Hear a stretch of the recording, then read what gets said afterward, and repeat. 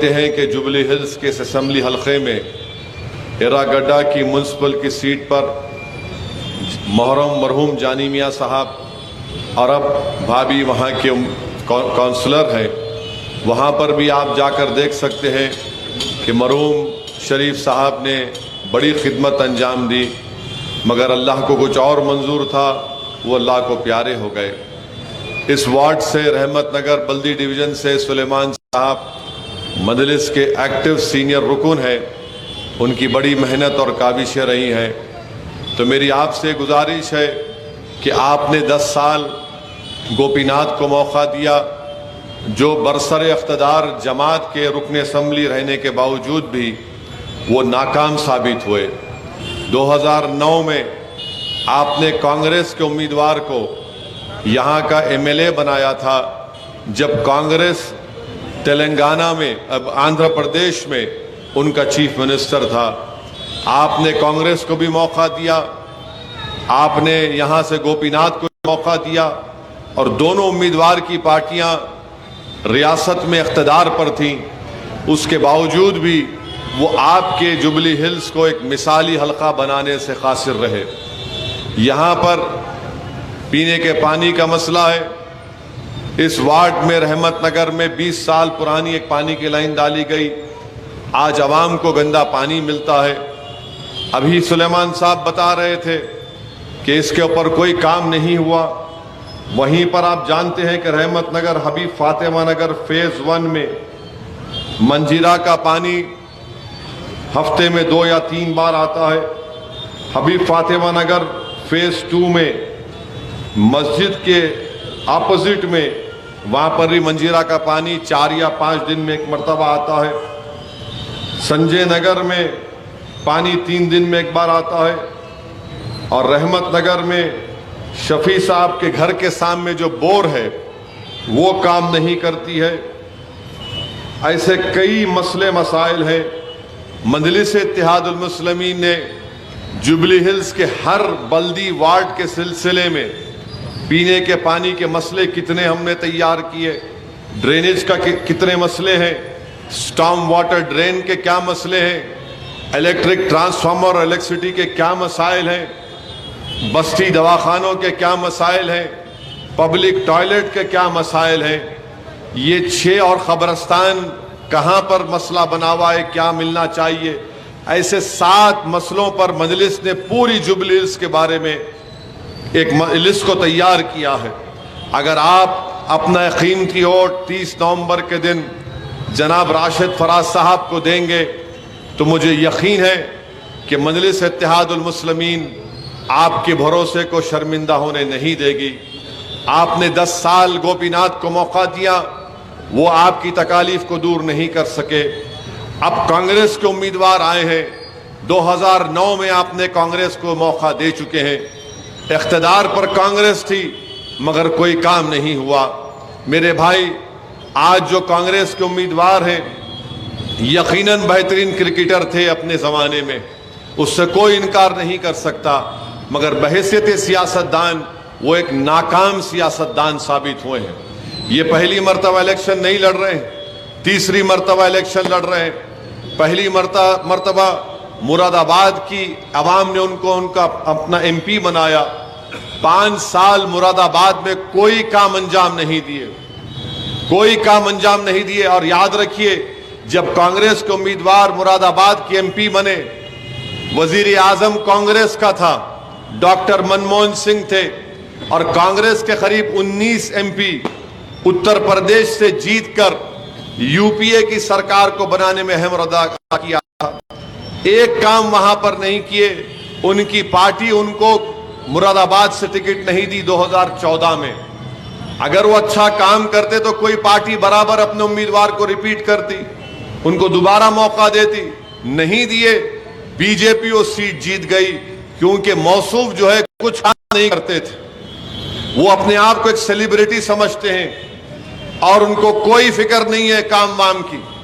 फिर उनको सवाई माधोपुर टोंक की सीट दिए, 4 लाख वोट लिए, आज तक वो पलट कर नहीं गए सवाई माधोपुर टोंक। अब यहां पर जुबली हिल्स की सीट लड़ने के लिए आए हैं। मैं आपसे अदबन गुजारिश कर रहा हूं कि आप अपने वोट को जाय मत करिए। अगर आप जुबली हिल्स में तरक्याती काम अंजाम देना चाहते हैं, आप जुबली हिल्स में आपकी तकालीफ को अगर आप दूर करना चाहते हैं, तो एक ऐसे आदमी को वोट दीजिए जिसको तजुर्बा है, जिसके पास इखलास है, जिसने अपने कारकर्दगी का रिकॉर्ड अपने बल्दी वार्ड शेखपेट में वो प्रूफ कर चुका है। तो मेरी आपसे अदबन गुजारिश है कि 30 नवंबर के दिन अपने वोट का सही इस्तेमाल करिए। और याद रखिए मेरी इस बात को कि कांग्रेस का जो तेलंगाना का सदर है, मैं बार बार आपसे कह रहा हूं, वो आरएसएस से आया है। उसने अपने जिंदगी के बड़े कीमती साल आरएसएस के शाखाओं में गुजारे हैं। उसने आरएसएस की वो तमाम चीजों को अपने दिलो दिमाग में समा चुका है। और याद रखिए, जो आरएसएस की शाखा में जाता है, सिर्फ खाकी चड्डी पहनकर लट नहीं सिखाया जाता। आरएसएस का जो हल्फ है, जो ओथ बोलते हैं, उनको ये बोलना पड़ता, मानना पड़ता है कि वो इस मुल्क को एक हिंदू राष्ट्र बनाएंगे, वो एक धर्म के लिए काम करेंगे, वो एक तहजीब के लिए काम करेंगे। उनका ओथ है, आप निकाल कर पढ़िए। आप बोलेंगे कहां से पढ़कर आए, तो शमसुल इस्लाम साहब की किताब है आरएसएस, वो पढ़िए। नूरानी साहब की किताब है आरएसएस, वो पढ़िए, आपको मिल जाएगा। ये शख्स अपने जिंदगी के कीमती साल आरएसएस में गुजारकर एबीवीपी में गया, बीजेपी में गया। मैंने 1999 के इलेक्शन में किशन रेड्डी के साथ काम किया, कारवान में हार गए, फिर तेलुगु देशम में गया। यही सदर जो आज कांग्रेस का है, गुजरात 2002 में जल रहा था। यह शख्स कौन सी पार्टी में था बताए कांग्रेस वाले? गुजरात में इंसानियत को खत्म किया जा रहा था। अहमदाबाद की सड़कों पर इंसानों के खून की होली खेली जा रही थी। एहसान जाफरी के जिस्म के 100 टुकड़े करके जाफरी के सामने उनके शौहर की लाश को जला दिया गया। पूरी गुलमर्ग सोसाइटी को बर्बाद कर दिया गया। बिल्किस बानो को, जो हामिला हमारी बेटी थी उस वक्त, उसको 12 लोगों ने मिलकर रेप किया। हामिला थी, उसके सामने उसके बच्ची को एक पत्थर पर मारकर उसका कत्ल कर दिया, मां का रेप किया। यह कांग्रेस का सदर क्या नहीं था उस पार्टी में? बता दो मुझे। इसीलिए आपसे अर्ज कर रहा हूं कि गलती मत करिए, कांग्रेस को पहचानिए। जब कभी भी कांग्रेस इख्तिदार में रही, हैदराबाद फसादों की जद में था। हिंदू मुसलमान के झगड़े हमेशा होते थे, मजहबी त्योहारात में टेंशन होता था। रात के अंधेरे में घरों में घुसकर दरवाजों को तोड़कर बच्चों को लेकर जाया जाता था। आपको अगर नौजवानों को नहीं मालूम, तो मैं नौजवानों आपको बता रहा हूं, बुजुर्ग जानते। इसीलिए 9.5 साल में हैदराबाद में कोई फसाद नहीं हुआ। पिछले महीने मिलादुन नबी की रैली और गणेश का जुलूस एक दिन आया। मजलिस ने मशवरा करके मिलादुन नबी के जुलूस को 3 दिन के बाद निकाला, और ये मिसाल बन गई पूरे मुल्क में। ये मजलिस इत्तेहादुल मुस्लिमीन का कमिटमेंट है। मेरे अजीज दोस्तों और बुजुर्गों, मजलिस पर इल्जाम लगाते हैं ये सब पार्टियां, नहीं ये फुला के खिलाफ है, हिंदुओं के खिलाफ है। मेरे भाई, मेरी पार्टी में राजमोहन पुराना पुल का कॉरपोरेटर है, 4 मर्तबा का मजलिस का कॉरपोरेटर है। कारवान का मेरा कॉरपोरेटर स्वामी यादव है, वो अब राजेंद्र नगर के असेंबली सीट पर इलेक्शन लड़ रहा है। हमारे पास नायक है, फलकनुमा का कॉरपोरेटर है। तो हम किसी मजहब के खिलाफ ना थे ना कभी रहेंगे। हाँ, जो हमसे सियासी तौर पर लड़ने आता है, या अगर कोई नफरत की आरएसएस की आइडियोलॉजी लेकर, जैसा कि मौजूदा कांग्रेस का सदर लेकर आ रहा है, तो हम मुकाबला करते हैं। हम पीछे हटने वालों का नाम मजलिस इत्तेहादुल मुस्लिमीन नहीं है, मैं आपको खुल के बता रहा हूं। तो ये शख्स जो कांग्रेस का सदर है, ये आज भी आरएसएस के कंट्रोल में है। आरएसएस से कोई नहीं निकल सकता मेरे भाई, आरएसएस से कोई नहीं निकल सकता। एक बार आरएसएस में आपको डुबो दिया गया तो जिंदगी भर आरएसएस की सोच पर रहता है। इसीलिए मेरी आपसे अपील है, नरेंद्र मोदी कहां से आए? मोदी भी तो आरएसएस से आए, वो भी आरएसएस के शाखाओं में थे। और आरएसएस में बरसों काम किए। अज़ां के लिए रुकते हैं।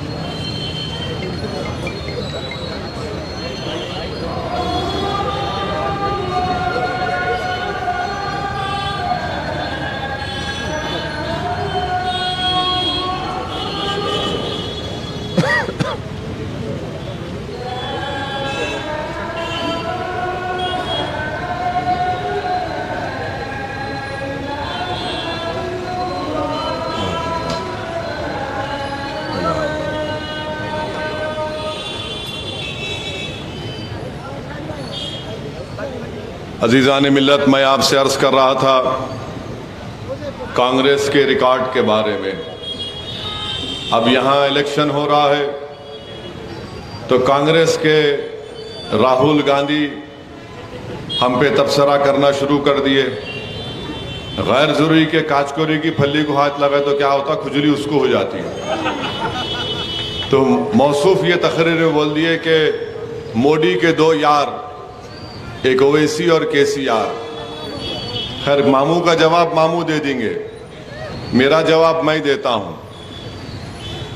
राहुल गांधी के दो प्यार, राहुल गांधी के दो प्यार, एक इटली और हमेशा मोदी से हारना। इन्हों जहां जाते मोदी जीत जाता। तो राहुल, तुम्हारे दो प्यार, एक इटली क्योंकि आपकी वालदा इटली से आई, और दूसरा हमेशा आपको इतना प्यार है मोदी से कि आप हार जाते मोदी के खिलाफ। तो राहुल गांधी, ये समझना इस बात को कि भाई हम यार हैं, आप 50 साल के हो गए, अकेले मत रहो, अकेलापन तुमको खा ले रहा। इसलिए 50 साल की उम्र में ये दिमाग में यार यार जो आता ना, तो अकेले नहीं रहना। ये अकेले रहने की वजह से आपको यार दिख रहा। आपको अगर आप हैदराबाद में हैं तो मेरे पास 2-3 हकीमों का पता है। ये मैंने बोल रहा हूं, ये जानी मियां बोल रहे, बोलो बोलते। तो मैं सुना कि एर्रागड्डा में हकीम साहब है एक, आप ले लो माजून उनसे। नहीं, अगर है, मेरे को नहीं मालूम क्या है। नहीं, अब आप सुनिए, राहुल गांधी को कभी आपने ट्रिपल तलाक के ऊपर बोलते हुए सुना? ट्रिपल तलाक पर बोलते सुना? कौन बोले ट्रिपल तलाक पर? पार्लियामेंट में 3-3 मर्तबा बिल आया तो मैं बोला। राहुल गांधी कभी नहीं बोले। क्या आपने कभी राहुल गांधी को मुस्लिम रिजर्वेशन पर बोलते हुए सुना? मुस्लिम रिजर्वेशन कर्नाटका में निकाल दिया गया बीजेपी ने। इनकी सरकार आके 6 महीने हो गया, अब तक रिजर्वेशन रिस्टोर नहीं करे। राहुल गांधी रिजर्वेशन नहीं बोलते। क्या आपने कभी सुना राहुल गांधी कश्मीर से 370 निकाला गया? पूरे मुल्क की सबसे बड़ी रियासत है जहां सबसे ज्यादा मुस्लिम अल्पसंख्यक समाज की आबादी। कभी आप बताओ राहुल गांधी ने 370 बोला? नहीं बोलते। कभी आपने सुना राहुल गांधी मॉब लिंचिंग के खिलाफ बोले? देख लो जाके, आप नहीं बोले। राजस्थान में कांग्रेस की सरकार है, नसीर और जुनैद को घाटमी का एक मुकाम है, वहां से किडनैप कर लिए ये गौरक्षक और ले जाकर हरियाणा में जिंदा जला दिए। राहुल गांधी कभी बोले उनके ऊपर? नहीं बोले। क्यों नहीं बोलते राहुल गांधी आप 370 के ऊपर, ट्रिपल तलाक के ऊपर, मॉब लिंचिंग पर, मुस्लिम रिजर्वेशन पर? इसलिए नहीं बोलते क्योंकि असली हिंदुत्व का चेहरा है ये। अगर बोलना शुरू करेंगे तो उनको डर है कि उनको दूसरे लोगों का वोट ना खोजे। अरे सच्चाई इंसाफ की तुम बात करते तो बोलो ना इन चीजों पर। असदुद्दीन ओवैसी पे तो बड़ा बड़ा बोलते हो, मगर ट्रिपल तलाक पे नहीं बोलेंगे, मॉब लिंचिंग पे नहीं बोलेंगे, मुस्लिम रिजर्वेशन पे नहीं बोलेंगे, सब पे बोलेंगे। और नारा देते, क्या नारा देते? मोहब्बत की दुकान। अरे कई की मोहब्बत की दुकान है तुम्हारी ये? तुम असल मुद्दों पे बात नहीं करते हो। मजलिस पे तनकीद करो, कोई एतराज नहीं, मगर क्या ये बात सच नहीं है? आप सोचिए कि कांग्रेस की वजह से मोदी प्राइम मिनिस्टर बने, नहीं बने? मेरी वजह से नहीं बने। मैं 3 लोकसभा की सीट लड़ा। हैदराबाद अल्हम्दुलिल्लाह आपकी दुआओं से हैदराबाद के अवाम ने कामयाब किया, बीजेपी को हरा दिए। औरंगाबाद 19 साल का शिवसेना का एमपी डॉक्टर गफ्फार कादरी, यहां डॉक्टर साहब, ये हमारे डॉक्टर गफ्फार कादरी औरंगाबाद के डॉक्टर हैं। 19 साल का शिवसेना का एमपी था, आप लोग मिलकर लड़े, इम्तियाज जलील हरा दिए जो कांग्रेस ने हरा पाई थी। किशनगंज हम लड़े, 3 लाख वोट हम लिए। एक ही सीट पर बिहार में अगर कांग्रेस जीती, कहीं पर भी हमारे खिलाफ में बीजेपी नहीं जीती। नहीं, ओवैसी पैसे लेते। राहुल गांधी, दुनिया के लोग शायद पैसों को अपना खुदा मानते और शायद पैसों के सामने उसको झुक जाते, मगर असदुद्दीन ओवैसी के पास जो दौलत है वो तुम्हारे पास नहीं है। राहुल, मैं रसूल अल्लाह सल्लल्लाहु अलैहि वसल्लम के गुलामों का गुलाम हूं, ये मेरे पास सबसे बड़ी दौलत है। इस दौलत जब मेरे जिसके पास आ जाती और उसका अंदाजा उसको हो जाता, दुनिया उसके सामने हीश नजर आती। तो राहुल गांधी को सुनना चाहिए, समझना चाहिए और समझ के कुछ बोलना चाहिए। अगर समझ में नहीं आता, कोई भी स्टेनोग्राफर लिख के दे दिया, बोल देते उठा के। ऐसा है ना कि फर्स्ट फ्लोर हमेशा आदमी का खाली नहीं रहना, फर्स्ट फ्लोर में कुछ रहना चाहिए। और आप बोले जाते मजलिस के बारे में, अरे डॉक्टर मनमोहन सिंह के न्यूक्लियर डील हुई थी, मैं वोट दिया। ये कम्युनिस्ट पार्टियां अडवाणी के साथ थे, आज न्यू बोल रहे ऐसा हो रहा है। हम सीट कम क्यों लड़ रहे, आपकी बहन साहिबा बोल रही। अरे मैं कम लड़ा नहीं लड़ा, उससे आपको क्या करना है? मैं तो 110 सीट छोड़ दिया ना, लड़ो वहां पर, मगर नहीं। अच्छा, और एक चीज, ये कांग्रेस वाले बोल रहे हम गारंटी गारंटी, सुने ना आप इनका, हम वो करें। भाई साहब, कांग्रेस जितने वादे करती वफा को नहीं पहुंचती। इंदिरा गांधी ने कहा गरीबी हटाओ, बेचारा गरीब खुश हुआ, गरीब को हटा दिए। फिर 2014 में मोदी आए थे, आके क्या बोला, भाइयों बहनों 15 लाख आपके अकाउंट में आ जाएंगे। अब बेचारा गरीब सर को हाथ लगा के बोला, कितने सिफर आते उसमें जीरो आते, 15 लाख आते बाबा, दाल दाल दाल 280 एमपी बना दिए। अब उन्हें बोल रहे अब आते, कल आते, धन क्या जनधन अकाउंट खोलो, उन्हें बोला अकाउंट खोलो, आ रहे 19 आया तो मोदी बोल दिया मैं चौकीदार। उन्हें बोला 15 लाख, तो उन्हें बोले चौकीदार करने कहा 15 लाख। ये गरीबों का इस्तेसाल करते हैं, ये गरीबों को धोखा देते हैं। मेरे भाई अकबरुद्दीन ओवैसी ने एक अच्छा लतीफा कहा था, दो फेंकने वाले थे, इत्तेफाक से दोनों का नाम, एक का नाम राहुल था, एक का नाम मोदी था। इन दोनों से कोई ताल्लुक नहीं है, इन दोनों से कोई ताल्लुक नहीं है। तो दोनों ये श्रीराम नगर के चौरस्ते पे बैठ के बात कर रहे थे, बात करके बोले अरे यारो वो दवाखाना है अपना गवर्नमेंट हॉस्पिटल, वो दवाखाना है मगर राजीव नगर के पास गेट खोल दिए। सुन रहे थे, आखिर में अब फेंकम फाक पे आ गए दोनों। तो जिनका नाम नरेंद्र था उन्होंने बोले मैं घोड़े पे निकलता हूं बैठ के, और सुबह से लेके शाम तक, और शाम से लेके दूसरे सुबह तक जब जाता हूं काली में बीज डालता हूं मेरी जमीन के ऊपर। 2 दिन के बाद वापस आता पूरी फसल खड़ी भी है। अब राहुल बोले ओफो 2 दिन में फसल खड़ी हो गई। तो राहुल को क्या करना था, तो राहुल क्या करे, ये न्यू हिमालय कैफी के बेकरी पे खड़े हो गए। ये होटल का नाम क्या है, नहीं टी पॉइंट पे ऊपर चढ़े गए। उन्होंने बोले मैं यहां से बंबू लेके हाईटेक सिटी के तारे को लाके यहां कर देता हूं मैं, अब मेरा दिल ने बोला तो उसको उठा के एरा गड्ढा में कर देता हूं। तो नरेंद्र बोले ये सब ठीक है, ये तो बताओ ये बंबू कहां रखते, तो उन्होंने बोले तुम्हारे बाहर के जमीन में। ये क्या है बताइए आप, 6 महीने आपको इख्तिदार में मिल गए, रिजर्वेशन नहीं करे। उन्होंने 15 लाख बोले, 2 करोड़ नौकरियां बोले थे मोदी, आप भूल जा रहे। हर साल भाइयों बहनों 2 करोड़ नौकरी, अब क्या बोल रहे, आइंदा 24 में फरवरी तक 15 लाख नौकरी दूंगा। तो एहतियात बरतिए। गारंटी क्या है मालूम आपको, आपके इत्तेहाद की गारंटी है। आप मुत्तहिद रहिए, आपको हर चीज की गारंटी मिलेगी। ये गारंटी बोल रहे हैं, माइनॉरिटी का डिक्लेरेशन यहां दिए, राजस्थान, छत्तीसगढ़, मध्य प्रदेश में नहीं दिए, तो कांग्रेस को वोट नहीं दे सकते आप।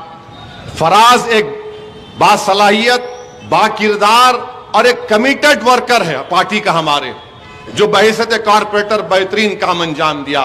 तीसरी बात और आखिरी बात, क्योंकि जमात शुरू होगी, किशन रेड्डी यहां पर बीजेपी के सदर कह रहे हैं कि हमको मौका मिला तो हैदराबाद का नाम बदल देंगे, हम इसका नाम फुला रख देंगे। मगर किशन रेड्डी ने एक बहुत बड़ी गलती की, बहुत बड़ी, उन्होंने हमारे दिलों को तकलीफ पहुंचाई।